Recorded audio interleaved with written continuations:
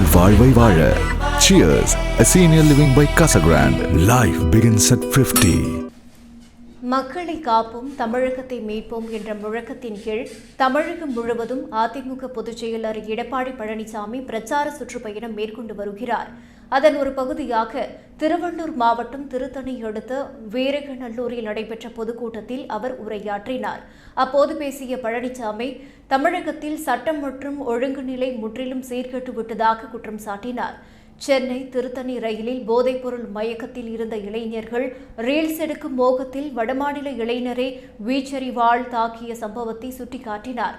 இத்தகைய சம்பவங்கள் நடைபெறுகின்ற போதும் முதல்வர் திரைப்படம் பார்த்துக் கொண்டிருப்பதாகவும் விமர்சித்தார்.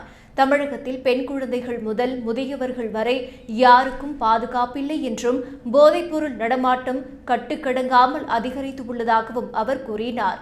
திருநெல்வேலியில் 9ஆம் வகுப்பு மாணவி பொதுவெளியில் மது அருந்தும் வீடியோ வெளியாகி அதிர்ச்சியை ஏற்படுத்தியதையும் குறிப்பிட்டார்.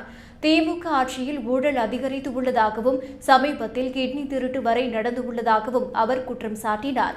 நீட் தேர்வை ரத்து செய்வதாக தேர்தல் வாக்குறுதி அளித்த திமுக பின்னர் அதிலிருந்து பின்வாங்கியதாக விமர்சித்த பழனிசாமி, வரும் 2026ஆம் ஆண்டு அதிமுக ஆட்சிக்கு வரும் என நம்பிக்கை தெரிவித்து, ஆட்சிக்கு வந்ததும் தாலிக்கு தங்கம், திருமண உதவி திட்டம் உள்ளிட்ட மக்கள் நலத் திட்டங்கள் மீண்டும் அமல்படுத்தப்படும் என்றும் நசுங்கிய நெசவு தொழிலுக்கு விரைவில் விடிவு கிடைக்கும் என்றும் தெரிவித்தார்.